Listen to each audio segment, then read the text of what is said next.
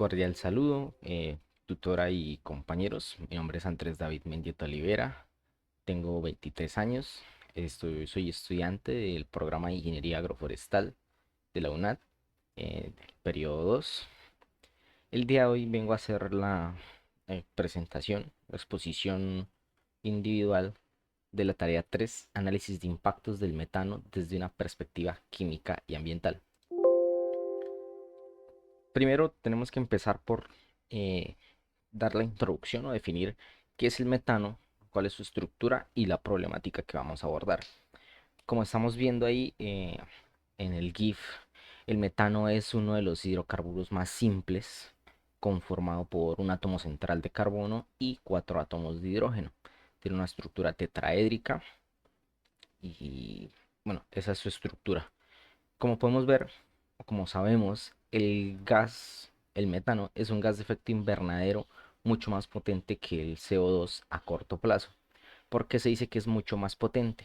Porque el metano tiene un potencial de calentamiento global 84-86 veces mayor que el CO2 a corto plazo.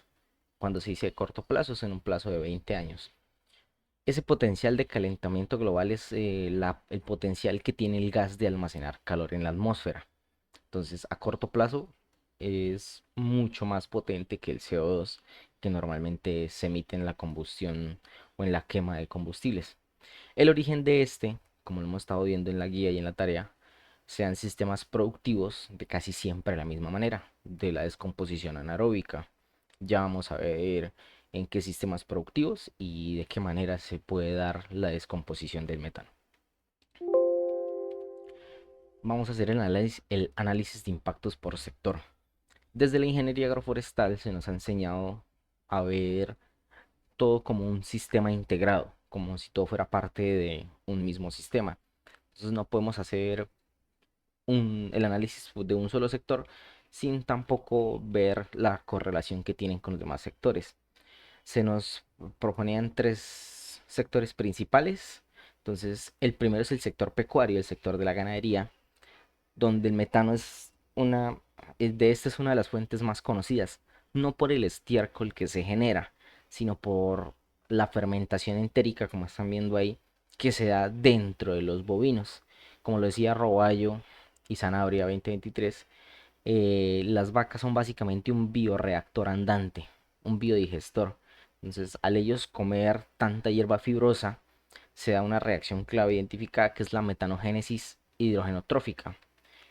¿Qué es la metanogénesis hidrogenotrófica? Metanogénesis viene de la etimología de la palabra, nos da a entender que es el origen del metano a través del uso del hidrógeno, gracias a los microorganismos que están presentes en el interior de la vaca. Ahí podemos ver la reacción del CO2 más cuatro átomos de oxígeno, nos genera CH4 metano y agua. En el sector agrícola, en los cultivos de arroz, que también es una de las fuentes de emisión, el método más común por el cual obtenemos metano en estos cultivos es por la inundación tradicional. También conocía también conocían, ¿no?, lo que genera un suelo anóxico, un pantano artificial. Cuando se inundan las hectáreas donde va a estar cultivado el arroz, el intercambio de gases a veces no se logra hacer completamente y la materia orgánica que está en el suelo se descompone en ausencia de oxígeno, lo que nos genera esa descomposición de vía acetoclástica. Aquí vemos el acetato en la presentación, el CH3COOH, nos genera metano y dióxido de carbono. Esta reacción se da es por la descomposición de la materia orgánica y microorganismos anaeróbicos en los suelos con ausencia de oxígeno. El otro sector es el sector ambiental, los ecosistemas anóxicos naturales, como podemos ver ahí, lo que son humedales y pantanos. Este tipo de ecosistemas pues siempre tienen un ciclo en el que están presentes, en los que los humedales tienen más cantidad de agua, en los que los pantanos o algunos humedales se secan o disminuyen su capacidad de retener agua.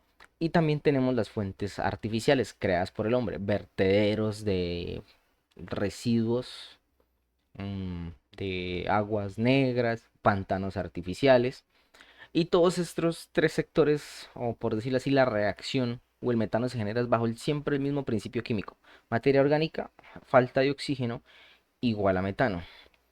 Ahora vamos a ver la reacción clave y las conclusiones a las que se llegó después de analizar cada uno de los sectores y de ver los aportes en el grupo. La reacción clave que yo identifiqué para el manejo, como nos lo pedían en la guía, fue la reacción de descomposición, la de la vía cetoclástica.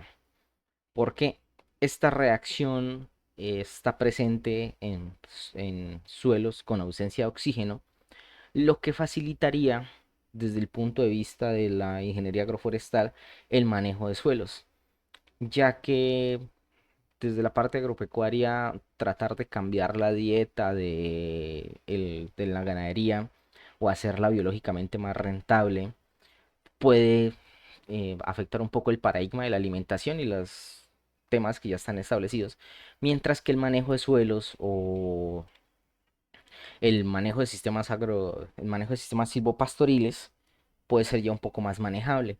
Se hablaría de crear drenajes en los suelos que estén en ausencia de oxígeno. También se puede hablar de manejar el paisaje en las zonas ganaderas también con bastante inundación. Y pienso yo que pues es una de las reacciones que se puede manejar. El tema del metano no es erradicar la fuente, sino saberla manejar, saberle darle un manejo sostenible. Entonces, no es buscar la erradicación de los cultivos de arroz o de evitar vertederos o de mm, buscar drenar humedales y pantanos de manera natural, sino es saberles darles un manejo y manejarlo también de manera paisajística. Eso es todo, espero que haya quedado entendible la explicación. Muchas gracias, profesor y compañeros.